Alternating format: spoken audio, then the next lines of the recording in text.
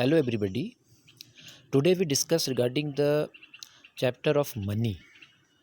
Money and banking is one of the important units in class 12th economics for CBSE examination. Before introduction of money, there was a system that is known as the barter system.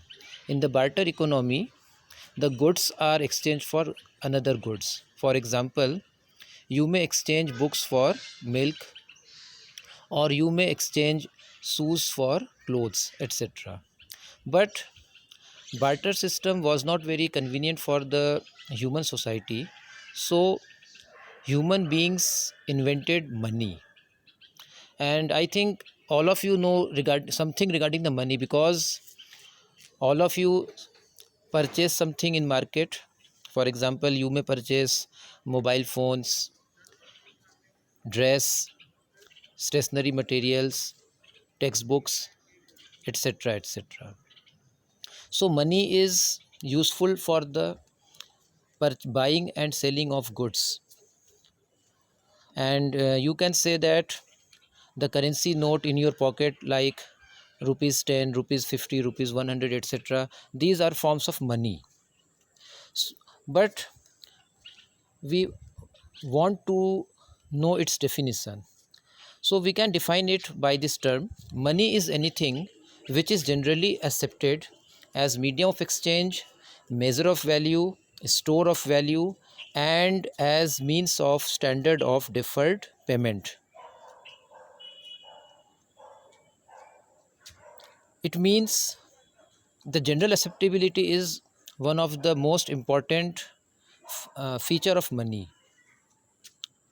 You agree to accept payment in terms of rupees because rupee is legal tender money in India, and everybody is agree to do transaction in terms of money, in terms of rupees. So rupee is the Indian currency, which is one of the form of money in our Indian economy. On the other hand, in other countries, other currencies, like in USA, that is the US dollar; in England, that is the sterling pound. These currencies do functions the money in their respective economies. There are many forms of money. For example, coins, currency notes, checks, credit card, debit card, etc. And it is useful to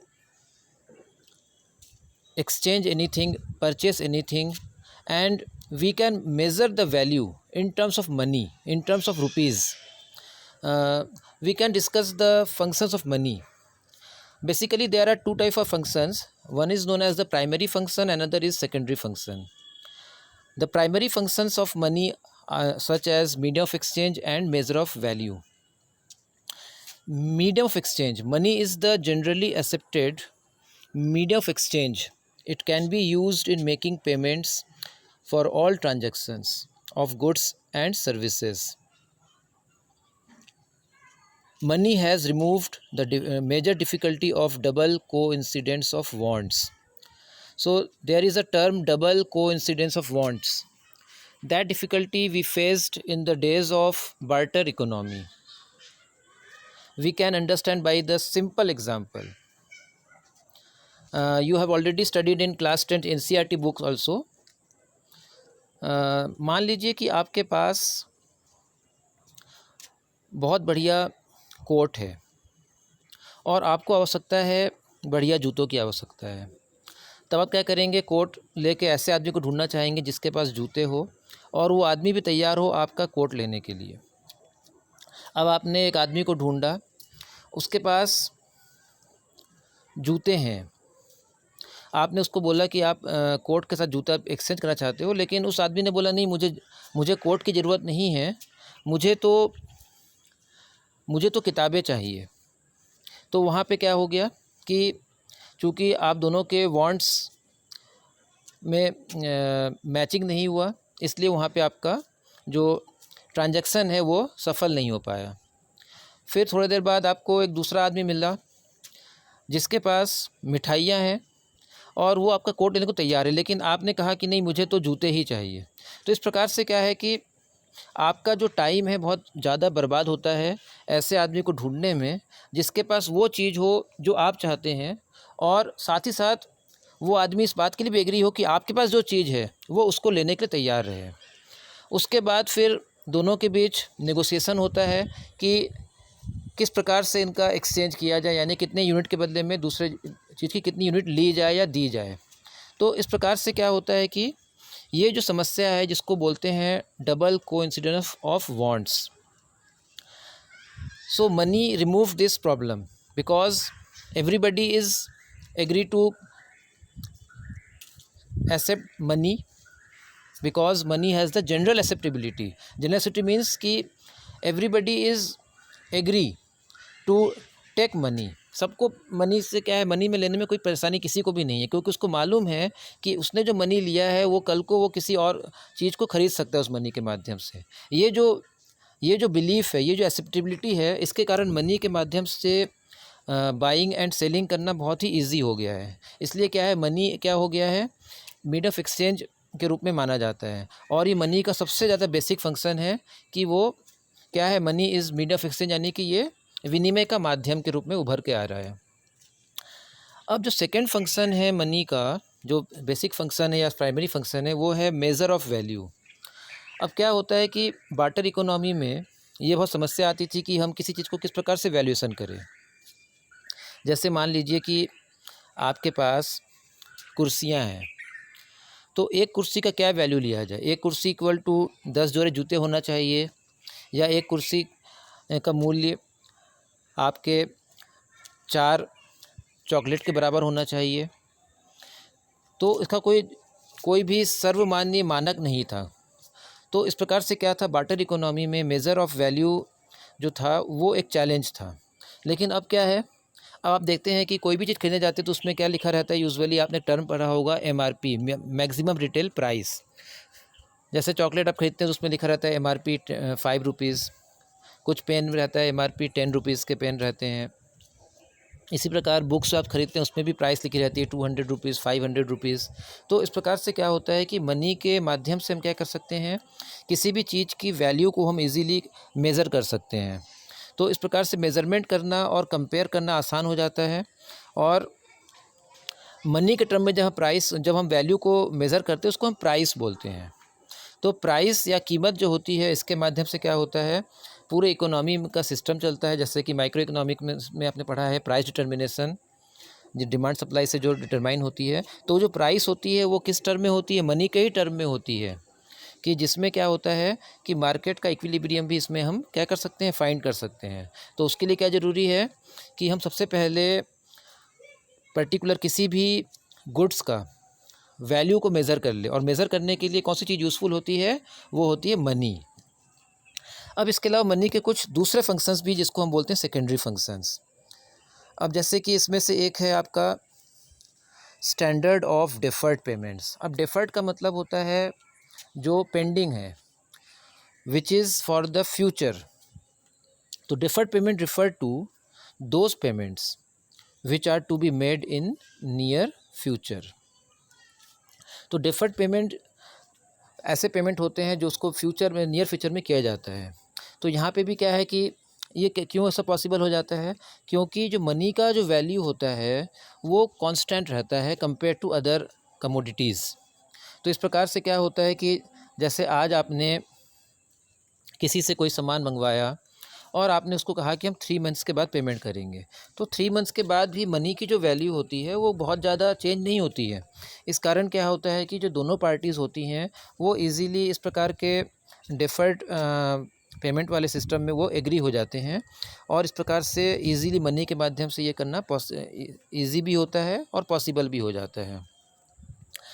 money acts as a standard of deferred payment due to the following reasons. अब इसके reasons क्या क्या हैं। Value of money remains more or less constant compared to other commodities.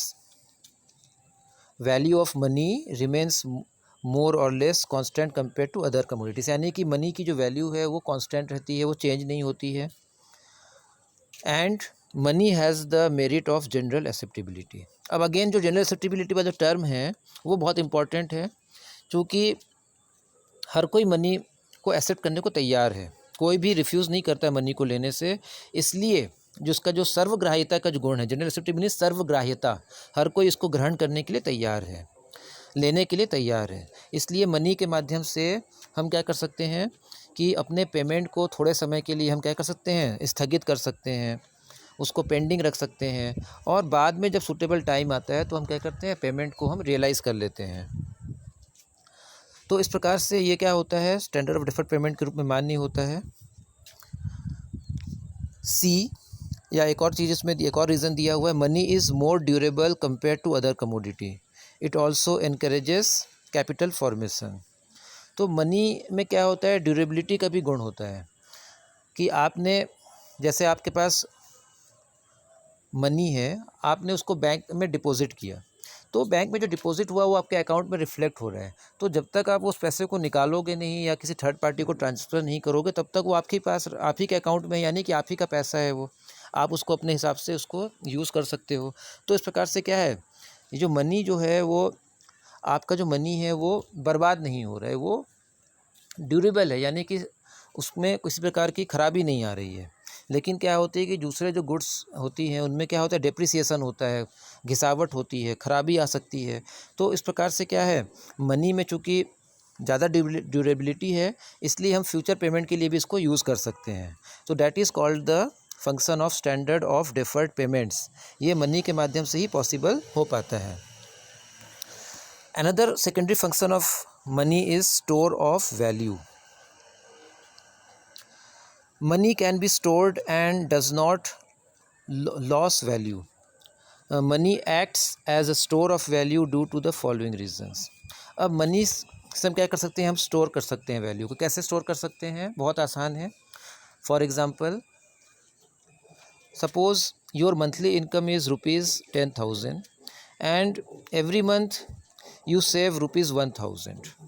So every month you save ₹1,000, and by this way in a year, that means in the 12 months you may save 12,000 rupees. So that is your storing the value. So that is called the accumulation of wealth also. So you and in the 10 years you may save 1,20,000 rupees. So you can easily store the value by your saving money. So that function is known as the store of value. Money acts as a store of value due to the following reasons. इसके reasons क्या क्या हैं? It is easy and economical to store. अब इसको easy है store करना। आपके पास भैया, आपके पास घर में आपने थोड़ा बहुत पैसा रखा, अपने घर में तिजोरी में रख दिया, आपने अपने लॉकर अलमारी में रख दिया पैसा। या दूसरा तरीका ये हो सकता है कि आपने बैंक में अकाउंट खुलवाया और उस अकाउंट में आपने हर महीने आपने पैसे जमा किए। तो इस प्रकार से क्या हो रहा है कि आपका वो जो मनी जो है वो धीरे धीरे करके स्टोर हो रहा है। साथ ही साथ क्या होता है, बैंक आपको क्या करता है, आपके डिपॉजिट पे थोड़ा बहुत इंटरेस्ट भी देता है। तो वो क्या होता है, थोड़ा सा और ज़्यादा पैसा आपके पास आ जाता है, तो ज़्यादा वैल्यू आप स्टोर कर लेते हैं। इस प्रकार से जो स्टोर ऑफ वैल्यू वाला जो फंक्शन है वो मनी के माध्यम से ईजिली हम कर सकते हैं। Second, money has the merit of general acceptability. Again general acceptability का कंसेप्ट यहाँ पे फिर से आ गया है कि आप इसलिए उसको स्टोर कर लेते हो क्योंकि आपको मालूम है कि जब आपको ज़रूरत पड़ेगी तो आप क्या करोगे, उसको आप खर्च कर सकते हो। आपको कोई भी चीज़ लेनी हो, जैसे मान लीजिए आपको मोबाइल फ़ोन लेना हो फ्यूचर में, आपको बाइक लेना हो, या आपको कार ख़रीदना हो, तो ये जो आपका जो सेविंग के रूप में आपने जो स्टोर किया है मनी को, ये आप इसको बाद में फ्यूचर में यूज़ कर सकते हो। And third, value of money remains relatively constant. तो जो मनी की जो वैल्यू होती है वो क्या होती है, कांस्टेंट रहती है, चेंज नहीं होती है। तो आप इसको क्या कर सकते हो, आपको लगता है कि मनी को सेव करना, मनी को स्टोर करना आपके लिए क्या है, एक प्रकार से सूटेबल भी होगा और इसमें ज़्यादा जोखिम भी नहीं है आपके पास, ठीक है ना। तो इसलिए आप क्या करते हो, इसको आप स्टोर करके रख सकते हो। And that type of function of money is called the store of value. तो it means we can say that the secondary functions are standard of deferred payments, यानी कि जो पेमेंट फ्यूचर में किए जाते हैं, and second is store of value, यानी कि आप क्या कर सकते हो, धीरे धीरे करके अपने मनी को एक्यूमुलेट करते हुए क्या कर सकते हो, वैल्यू को स्टोर कर सकते हो, जो कि फ्यूचर में भी आपके काम आ सकता है। अब आते हैं हम, एक और कंसेप्ट है जो that is called the money supply. अब supply of money refers to total volume of money held by public at a particular point of time in an economy. तो पब्लिक के पास जो भी टोटल स्टॉक ऑफ मनी जो होता है उसको हम सप्लाई ऑफ मनी कहते हैं। और ये क्या है, एक स्टॉक कंसेप्ट है, क्योंकि इसको किस में मेज़र किया जाता है, पॉइंट ऑफ टाइम पे। जैसे फॉर एग्जांपल कि एज ऑन 1 जनवरी 2020 जो भी टोटल स्टॉक ऑफ मनी है हमारी इंडियन इकोनॉमी में लोगों के पास, that is called the money supply on that particular date. तो it is a stock concept. But there are 4 different types of measures of money supply in India. जो Reserve Bank of India जो है, जो कि हमारे India का जो apex monetary body है या एपेक्स बैंक है, सेंट्रल बैंक है, उनके द्वारा इंडिया में सप्लाई ऑफ मनी को मेज़र करने के लिए उन्होंने कुछ डिफरेंट उन्होंने मेज़र्स लिए हुए हैं। तो इनको हम बोलते हैं M1 measure, M2 measure, M3 measure, M4 measure. इनके थोड़े डिफरेंट टाइप के यूज़ होते हैं। रीज़न ये है कि मनी के डिफरेंट फॉर्म्स होते हैं। जैसे कि एक होता है आपका कैश फॉर्म होता है, इसके अलावा डिपॉजिट फॉर्म भी होता है। तो दोनों टाइप के फॉर्म्स होने के कारण क्या होता है कि जब हम सप्लाई ऑफ मनी को जब मेज़र किया जाता है उसके डिफरेंट फॉर्म्स इसमें आ जाते हैं। तो जो हमारा जो इसमें से जो सबसे पहला है वो है M1 concept. M1 equal to currency held by public plus demand deposits with commercial banks plus other deposits with Reserve Bank of India. तो इसमें 3 चीज़ें आती हैं। पहला है करेंसी हेल्ड बाय पब्लिक। तो हमारे इंडिया की करेंसी क्या है, जैसा कि आप जानते हैं रुपीज़, या जो कैश फॉर्म होता है, जैसे कि इसमें क्या करेंसी नोट आ गया और कॉइन्स आ गए, जो कि लोगों के पास हैं, आपके पास भी होता है, आपके जेब में रहता है, आपके घरों में रहता है। तो इसको हम बोलते हैं करेंसी हेल्ड बाय पब्लिक। तो करेंसी क्या होता है, जो कैश फॉर्म होता है उसको इजीली हम क्या कर सकते हैं, सूटेबली हम क्या कर सकते हैं, रेडी टू पेमेंट के लिए यूज़ कर सकते हैं। दूसरा होता है demand deposits with commercial banks. तो कमर्शियल बैंक्स क्या होता है कि ऐसी संस्थाएं जो क्या करती हैं, आपसे डिपॉजिट्स एक्सेप्ट करती हैं और साथ ही साथ क्या करती है, लोन भी देती हैं। ठीक है ना। जैसे कि आपको मालूम होगा ICICI बैंक है, इलाहाबाद बैंक है, स्टेट बैंक ऑफ इंडिया है, यूनियन बैंक ऑफ इंडिया, जिससे कि आपका फ़ीस पेमेंट होता है जिसके थ्रू। तो ये सभी क्या है, ये सभी हमारे यहाँ कमर्शियल बैंक्स हैं। तो इनके यहाँ क्या होता है, जो डिपॉजिट्स होते हैं, तो उसमें से जो डिमांड डिपॉजिट्स होता है पब्लिक का, जो उसको हम बोलते हैं that is the second component of M1।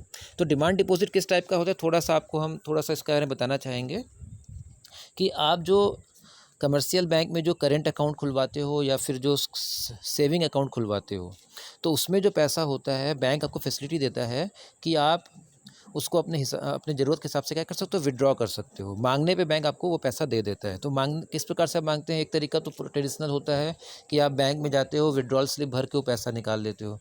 दूसरा तरीका होता है कि बैंक से आप चेकबुक ले लेते हो और चेक के माध्यम से निकालते हो, या चेक के माध्यम से थर्ड पार्टी को पेमेंट कर देते हो। इसके अलावा आप आजकल चूँकि इलेक्ट्रॉनिक्स का युग है, तो आप डेबिट कार्ड के माध्यम से या फिर नेट बैंकिंग के माध्यम से भी उस पैसे को क्या कर सकते हो, आप थर्ड पार्टी को ट्रांसफ़र कर सकते हो। तो इस प्रकार से आपके डिमांड पर बैंक क्या करता है, उस पैसे को आपको देने के लिए या आपके कहने पे किसी थर्ड पार्टी को देने के लिए तैयार रहता है। तो इस प्रकार के डिपॉजिट्स को हम बोलते हैं demand deposits with commercial banks. इसके अलावा एक चीज़ और आती है इसमें, जो third component, it is other deposits with Reserve Bank of India. अब आपको जैसे कि पता है कि जो रिज़र्व बैंक ऑफ इंडिया है वो इंडिया का सेंट्रल बैंक है। तो रिज़र्व बैंक ऑफ इंडिया क्या करता है कि हमारे इंडिया का एक मॉनेटरी अथॉरिटी होता है। तो जो भी फॉरेन गवर्नमेंट्स होती हैं या फॉरेन के जो सेंट्रल बैंक्स होते हैं और जो इंटरनेशनल एजेंसीज़ होती है, जैसे कि इंटरनेशनल मॉनेटरी फ़ंड हो गया, एशियन डेवलपमेंट बैंक हो गया, वर्ल्ड बैंक हो गया, जिसका नाम है IBRD भी बोलते हैं, international bank for reconstruction and development. फिर इसके अलावा बैंक फॉर इंटरनेशनल सेटलमेंट हो गया। तो ये जो इंटरनेशनल संस्थाएं होती हैं, ये भी क्या करती हैं कि अलग अलग कंट्रीज़ के सेंट्रल बैंक में पैसे जमा करती है। तो इनके द्वारा जो रिज़र्व बैंक ऑफ इंडिया के पास जो रुपया जमा किया जाता है, वो क्या होता है, इंडिया के सप्लाई ऑफ मनी में इनका भी योगदान रहता है, और इसे ही हम बोलते हैं other deposits with Reserve Bank of India. तो इस प्रकार से ये तीनों चीज़ें मिल जाती हैं, currency held by public plus demand deposits with commercial banks plus other deposits with Reserve Bank of India. ये तीन कंपोनेंट मिलके क्या होता है, हमारा जो सप्लाई ऑफ मनी का जो पहला कंपोनेंट होता है M1, उसको ये पूरा करता है। और M1 को हम क्या बोलते हैं, M1 के लिए जो टर्म यूज़ होता है उसको हम बोलते हैं नैरो मनी भी बोलते हैं, और ये सप्लाई ऑफ मनी का मोस्ट लिक्विड फॉर्म होता है। लिक्विडिटी का मतलब होता है कि कोई एसेट कितना जल्दी कैश में कन्वर्टिबल हो सकता है। तो इस प्रकार से जो कैश होता है वो मोस्ट लिक्विड माना जाता है। तो इस प्रकार से जो सप्लाई ऑफ मनी में हम देखते हैं कि इसमें चूँकि जो चीज़ें हैं वो इजीली क्या हो सकती हैं, हम पेमेंट में यूज़ कर सकते हैं। डिमांड डिपॉजिट जो होता है, आप रात को भी UBI के थ्रू क्या करते हो, अपना फ़ीस पेमेंट कर देते हो, भले ही बैंक बंद रहे, बैंक में स्ट्राइक रहे, फिर भी आप क्या कर सकते हो, डिमांड डिपॉजिट के माध्यम से। बस आपका नेटवर्क ठीक होना चाहिए, आपका जो सिस्टम है वो ठीक होना चाहिए, जिसके माध्यम से पेमेंट करते हो। तो आप क्या कर सकते हो, इजीली रात के समय में भी या संडे के दिनों में भी आप क्या कर सकते हो, पेमेंट कर सकते हो, IRCTC से टिकट्स परचेज़ कर सकते हो। तो उसमें जो आपका जो नेट बैंकिंग है या जो डेबिट कार्ड है वो यूज़फुल होता है। तो उसमें आप क्या करते हो, basically you using the your demand deposit actually. तो it is the part of M1।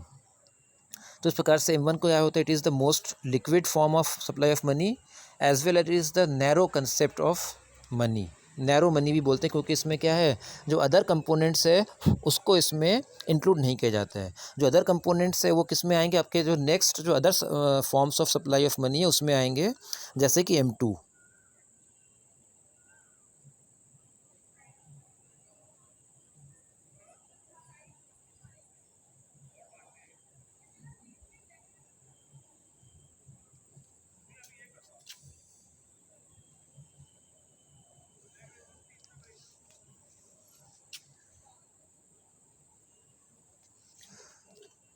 जो M2 equal to M1 plus saving deposits with post office saving banks. आपको ये पता होगा कि आपके घरों के आसपास जो सेविंग जो आपके पोस्ट ऑफिसेस है वहाँ पे भी कुछ लोग पैसे जमा करते हैं। तो पोस्ट ऑफिस भी क्या फैसिलिटी देता है कि हमें सेविंग अकाउंट ओपन करने की फैसिलिटी प्रोवाइड करते हैं। तो उस पोस्ट ऑफिस में जो सेविंग अकाउंट में जो पैसे जमा करते हो, वो भी क्या होता है, ये M2 में का पोर्शन बन जाता है, यानी कि M1 में इसको हम ऐड कर देते हैं, यानी कि currency held by public plus demand deposit plus other deposits with Reserve Bank of India. इसके साथ जब हम saving deposit with post office को भी जब ऐड कर देते हैं तो M2 बन जाता है। तो इसमें क्या हो जाएगा, क्योंकि कंपोनेंट ज़्यादा हो गया इसमें, जहाँ M1 में ओनली 3 कंपोनेंट्स हैं, M2 में कितने हो जाते हैं, M1 के अलावा एक और आ जाते हैं, नहीं कि टोटल 4 कंपोनेंट्स हो जाते हैं। इस प्रकार से क्या होता है, ये कंपेयर टू M1 थोड़ा ब्रॉडर हो जाता है। लेकिन यहाँ पे क्या है, लिक्विडिटी कुछ कम हो जाती है। कारण क्या है कि जो पोस्ट ऑफिस के जो सेविंग अकाउंट्स होते हैं उसमें उतना फास्ट ट्रांजेक्शन नहीं होता जितना कि बैंक के डिमांड डिपॉजिट में हो सकता है। इसलिए क्या होता है, इसमें थोड़ा सा लिक्विडिटी में कमी आ जाती है। तो ये जो M2 है, it is the M1 plus saving deposit with post office saving banks. तो ये दोनों चीज़ें मिलके क्या हो जाती है, M2 कहलाती हैं। अच्छा, इसके बाद थर्ड जो कंपोनेंट है that is called the M3। M3 equal to M1 plus net time deposit with commercial banks. अब इसमें क्या है कि अगेन M1 में आ जाते हैं। M1 में जो 3 कंपोनेंट्स हैं, यानी कि currency held by public plus demand deposits with commercial banks plus other deposits with Reserve Bank of India. इन 3 चीज़ों के अलावा एक चौथी चीज़ उन्होंने और जोड़ दी है, that is called the net time deposit with commercial banks. तो अब यहाँ पे एक कंसेप्ट आ रहा है, टाइम डिपॉजिट क्या होता है। तो टाइम डिपॉजिट का मतलब होता है कि जब कमर्शियल बैंक में आप जब अकाउंट ओपन करते हैं तो आपके पास कई प्रकार के अकाउंट रहते हैं। बेसिकली 2 टाइप के होते हैं, एक होता है डिमांड डिपॉजिट, दूसरा टाइम डिपॉजिट। तो टाइम डिपॉजिट ऐसे अकाउंट होते हैं जिसको हम बोलते हैं बेसिकली फिक्स्ड डिपॉजिट बोलते हैं जिसको हम लोग। ये क्या होता है कि मैच्योरिटी पीरियड इसका होता है। फॉर एग्जांपल आपने 3 इयर्स के लिए आपने क्या किया, बैंक के पास एक सम्स ऑफ मनी जमा किया, तो अप टू 3 इयर्स आप इस पैसे को विड्रॉ नहीं कर सकते हैं। आप जब चाहे उसको डिमांड करके नहीं निकाल सकते हैं। बैंक आपको कब देगा? आफ्टर 3 इयर्स, यानी it is called the maturity period. After maturity period ही उस पैसे को आप बैंक से निकाल सकते हो या उसको विड्रॉ कर सकते हो। तो इसमें क्या हो गया है, क्योंकि आप इसको आप चेक के माध्यम से या नेट बैंकिंग या डेबिट कार्ड के माध्यम से आप ट्रांसफ़र नहीं कर सकते हो, विड्रॉ नहीं कर सकते हो, इसलिए इसकी लिक्विडिटी कम हो जाती है। लेकिन चूंकि ये फिर भी ये क्या है कि मनी का ही कंपोनेंट है, सप्लाई ऑफ मनी का कंपोनेंट है, इसलिए क्या हो जा रहा है, compare to M1 and M2 थोड़ा सा ब्रॉडर कंसेप्ट हो जाता है। तो टाइम डिपॉजिट का मतलब क्या हो गया कि आपके जो फिक्स डिपॉजिट्स होते हैं बैंक्स में, जो कि मैच्योरिटी पीरियड के बाद ही बैंक आपको दे सकता है, उसको बोलते हैं टाइम डिपॉजिट। अब इसमें एक वर्ड आ गया नेट टाइम डिपॉजिट। अब नेट का मतलब होता है कि वो ऐसे टाइम डिपॉजिट जो कॉमन पब्लिक के द्वारा बैंक में रखा जाता है। उसमें वो वाले डिपॉजिट नहीं आएंगे जो एक कमर्शियल बैंक है तो दूसरे कमर्शियल बैंक में लिया जाता है। फॉर एग्जांपल क्या होता है कि सपोज़ जो यूनियन बैंक ऑफ इंडिया है, उसने थोड़ा सा फिक्स डिपॉजिट अकाउंट खुलवाया किसी दूसरे बैंक यानी कि इलाहाबाद बैंक में। तो इस प्रकार के जो एक बैंक के दूसरे बैंक में जो फिक्स डिपॉजिट अकाउंट होते हैं, जो टाइम डिपॉजिट अकाउंट्स होते हैं, उसमें जो रुपीज़ जमा रहते हैं उनको इसमें इंक्लूड नहीं किया जाता है।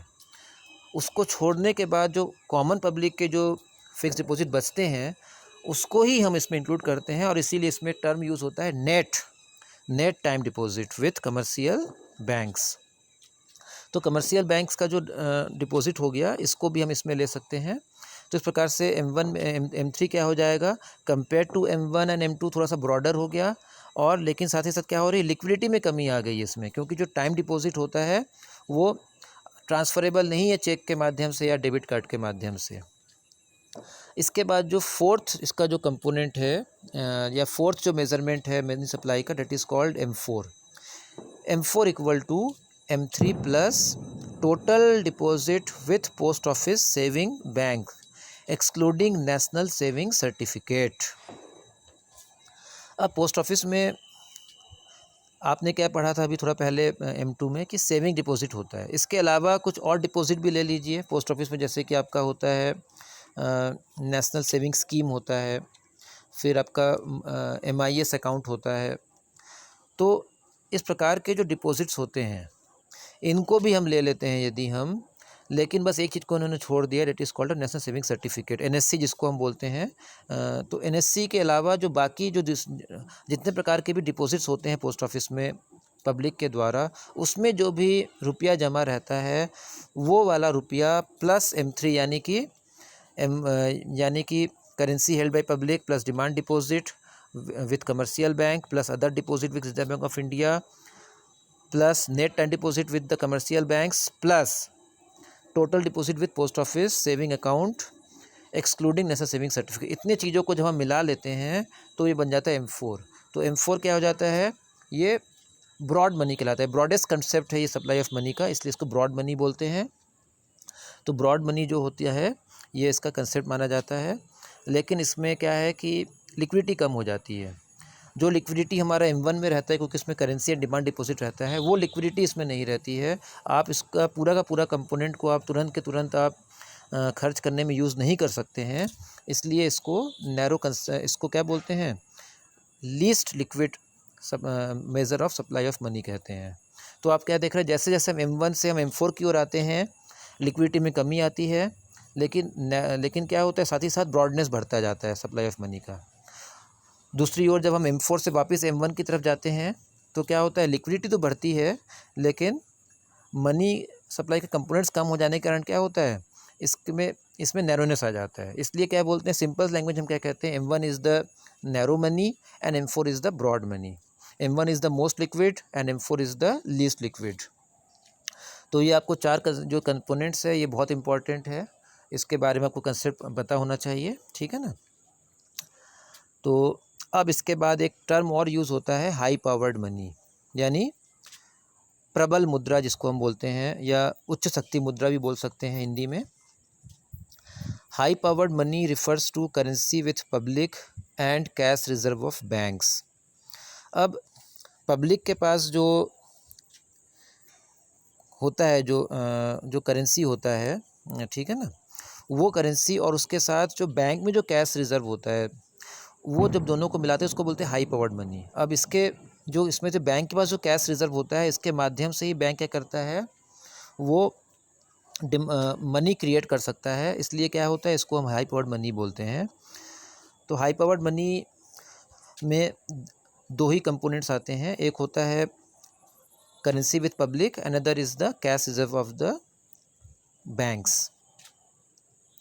तो इस प्रकार से काफ़ी प्रकार की चीज़ें इसमें आती हैं जो मनी सप्लाई और हाई पावर्ड मनी में लगी रहती हैं। अच्छा, सप्लाई ऑफ मनी में एक चीज़ आपको ध्यान रखनी है कि इसके डेफिनेशन में फिर से वापस आते हैं, थोड़ा सा समझिएगा एक चीज़ को। Supply of money refers to total volume of money held by public at a particular point of time in an economy. यानी कि जो पब्लिक के पास जो भी टोटल मनी होता है at a point of time, वो उसको हम बोलते हैं सप्लाई ऑफ मनी बोलते हैं। तो इसमें उस मनी को हम ऐड नहीं करते हैं जो सप्लायर ऑफ मनी के पास रहता है। तो सप्लायर ऑफ मनी यहाँ पे क्या क्या हो जाते हैं, हमारे यहाँ पे सप्लायर ऑफ मनी हो जाते हैं central bank and the commercial bank. Central bank किस फॉर्म में आता है, क्योंकि सेंट्रल बैंक क्या है, हमारे इंडिया में करेंसी अथॉरिटी है। हम बाद में डिस्कस करेंगे इस पे, हम जब फंक्शन सेंट्रल में पढ़ेंगे कि आपने देखा होगा करेंसी नोट में लिखा रहता है भारतीय रिजर्व बैंक या रिजर्व बैंक ऑफ इंडिया, ठीक है ना।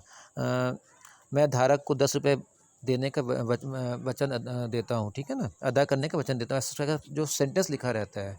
तो इसमें क्या है, इसका मतलब ही है कि करेंसी नोट को सर्कुलेट करने के माध्यम से क्या करता है, जो रिजर्व बैंक ऑफ इंडिया होता है सप्लाई ऑफ मनी में रोल प्ले करता है।